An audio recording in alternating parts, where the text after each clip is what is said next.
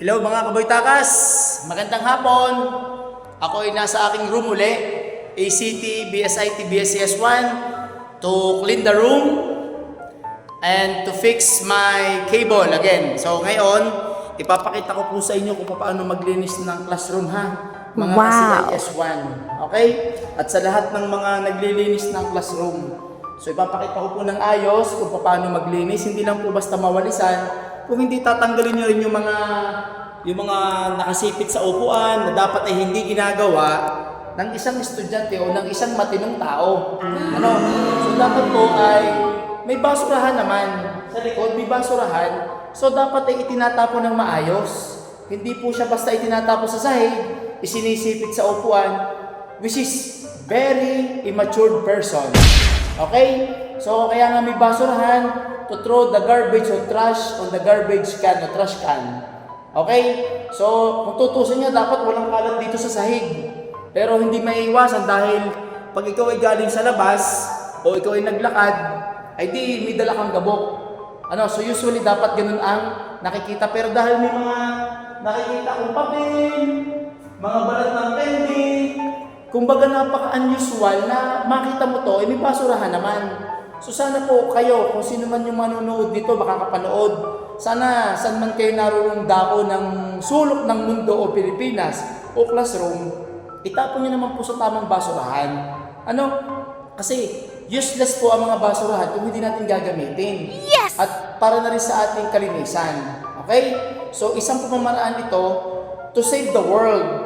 Okay? Sa maliit na bagay, itapon ng ayos, that means you are saving the world. Okay? So, akin pong ilalagay ito ng maayos. Para makakatawa, hindi ko nadala pala ang aking stand. Sige, baka naman pwede na dito. O yan. Okay? Punta naman ako.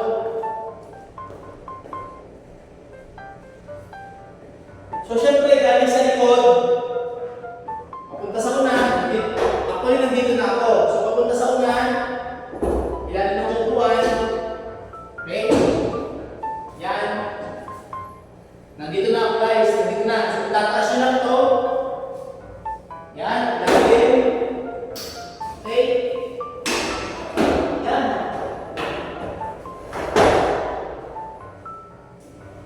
Yan. Yan na. Ayan.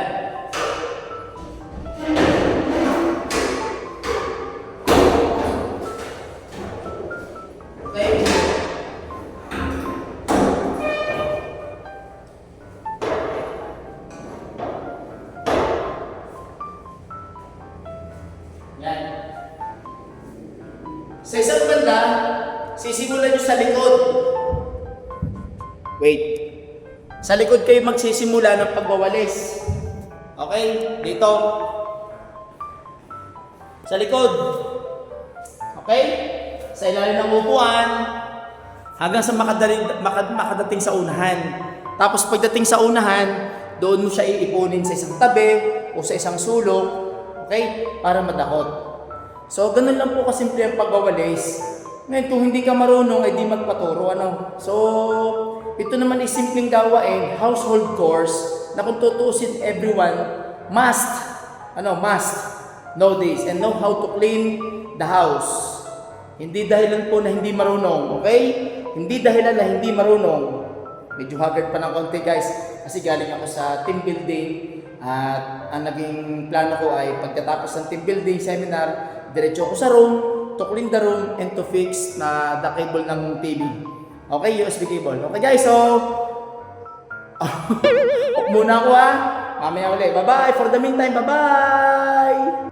Okay, mga kaboytakas. Yes, I'm done cleaning the floor. Ngayon naman po, iayusin ko ang upuan. Okay? So, pag nag-ayos naman kayo ng upuan, depende po sa dami ng bilang. Kung ito'y 40, ay di at least malamang tig 20. Basta depende po sa class size. Okay? So, I will arrange the chairs. Wait lang. So, magaling na yung may konting tutorial. Hindi naman tutorial ang tawag dito eh. Dapat ito ay lesson na ginagawa dapat ng lahat ha. So, yan. So, magsisimula ako dito sa front. So, yan.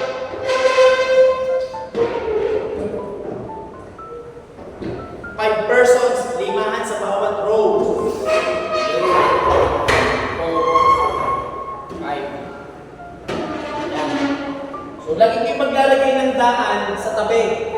Para may daanan sa tabi. Okay?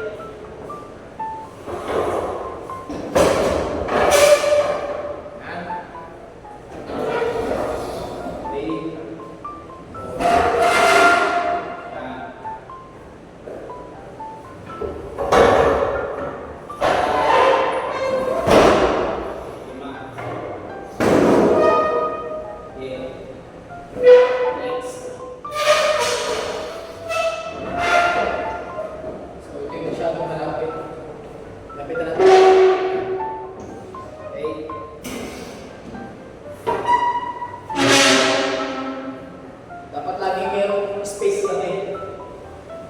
Ayan. 8,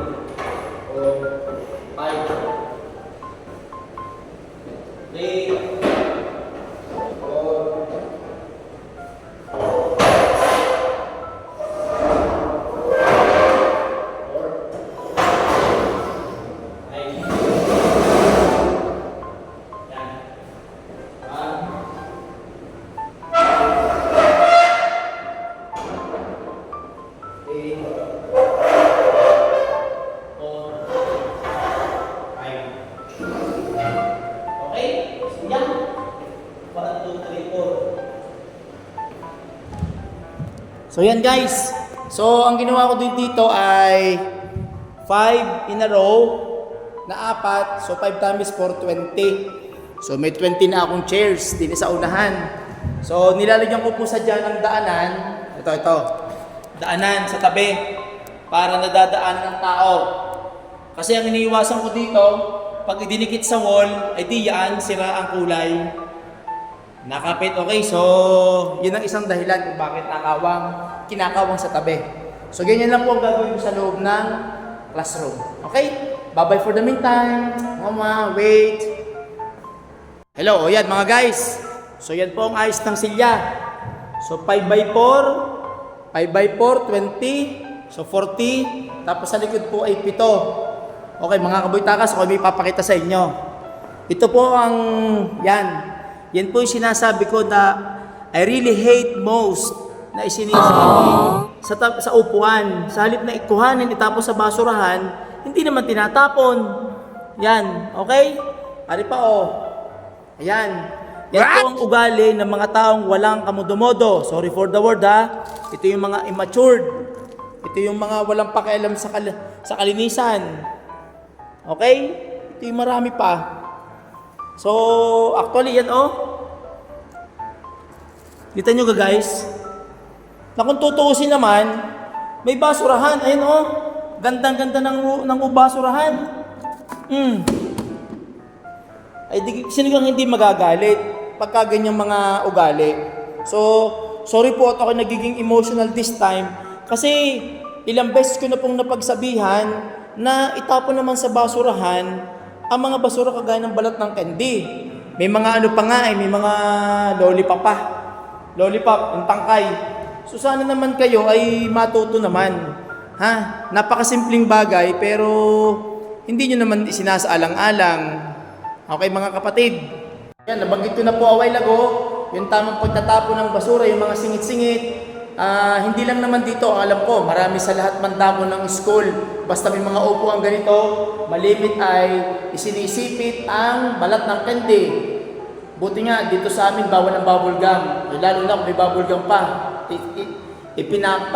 Pinapagkit doon sa ilalim ng armchair o kaya sa mga upuan, which is wrong kasi makakadisgrasya. Okay?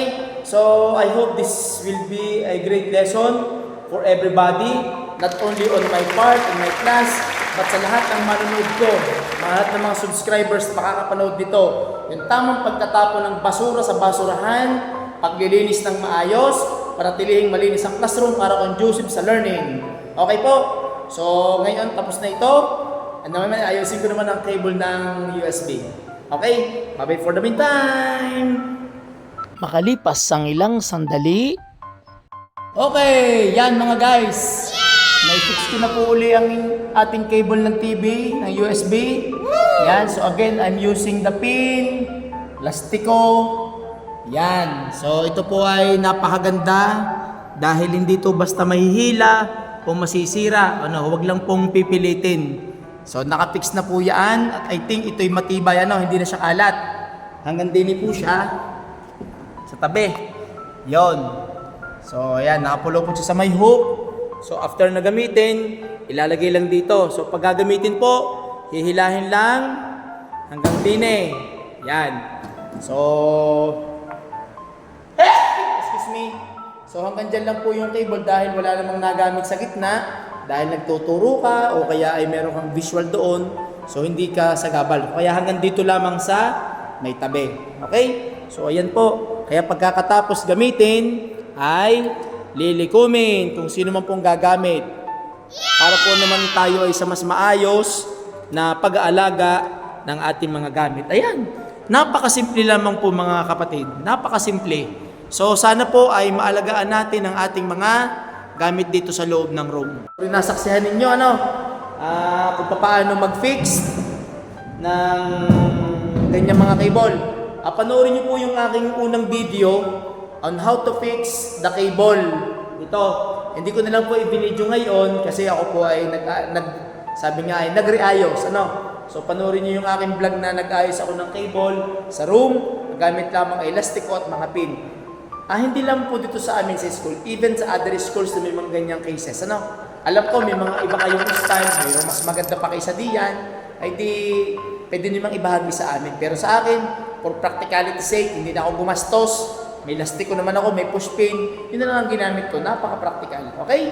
So thank you very much po for watching, for being patient. Again, sa mga estudyante, matuto po kayong mag-alaga ng classroom, maglinis, mag-ayos, yung mga aircon na hindi na ginagamit o ilaw o kurya o mga electric fan at pagkakatapos ng klase tapos na, patayin para po makapag-save ng power at energy. Okay? So again, thank you very much for watching. Thank you subscribers and followers. Bye-bye po. Aim for 500 subscribers. Thank you very much po. Bye-bye. Ingat. Bye-bye.